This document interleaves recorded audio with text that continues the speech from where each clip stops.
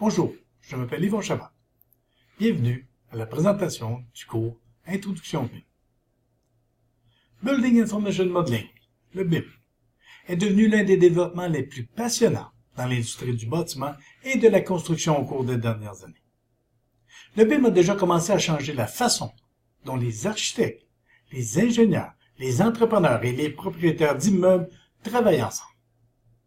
Cela permet d'améliorer de façon significative le processus de conception et de gestion de la construction. Le travail collaboratif, imposé par le BIM, implique de nouvelles méthodes de travail, mais aussi de nouvelles compétences. Le monde de la construction fait face aujourd'hui à des projets de plus en plus complexes, assortis d'exigences en matière de développement durable, de budgets réduits et de délais toujours plus courts.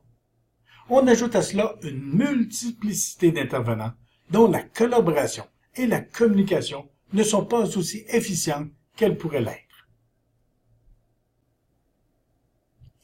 Ce cours, préparé en collaboration avec l'Académie des entrepreneurs généraux et l'entreprise Groupe Chez Moi, fait partie du programme accrédité par CanBIM, l'instance canadienne qui accrédite les formations BIM. Cette certification, en mode pratique, est destinée aux personnes impliquées en conception et gestion de la construction, voulant confirmer que le participant a les connaissances et les compétences élaborées par des professionnels reconnus comme leaders de l'industrie pour l'utilisation du BIM. Mais qu'est-ce que le BIM? Le concept du BIM est de construire un bâtiment virtuellement avant sa construction physique afin de solutionner des problèmes, de simuler et d'analyser les impacts de changement. Le BIM est une pratique intégrée et un processus collaboratif qui rassemble tous les intervenants.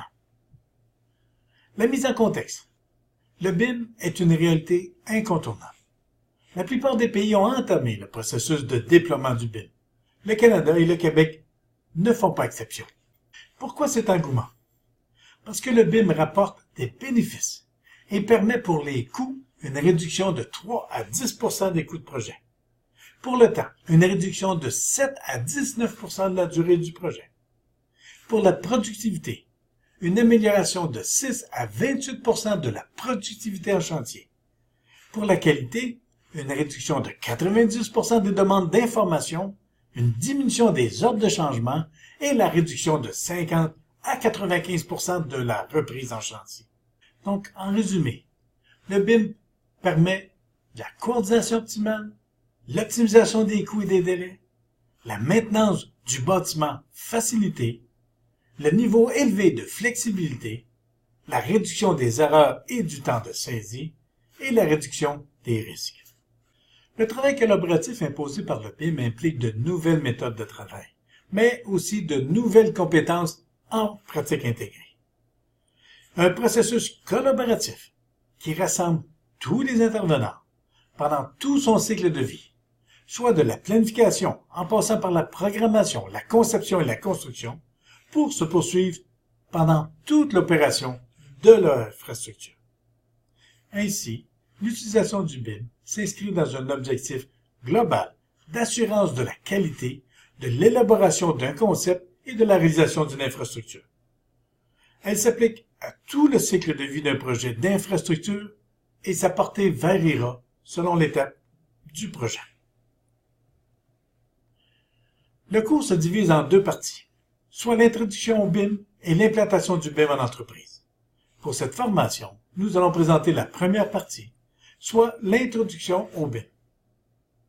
Pour l'introduction au BIM, nous verrons les définitions, les usages, les outils et les apports. Les objectifs, comprendre le BIM et les notions de base qui lui sont liées. Connaître les outils BIM et leurs applications. Comprendre les notions d'interopérabilité et de traitement des données. Maîtriser les étapes de projet et de développement des maquettes. Développer les compétences en gestion BIM au niveau de l'entreprise. Et finalement, identifier les avantages à travailler dans un environnement BIM. Merci de bien vouloir participer à cette formation.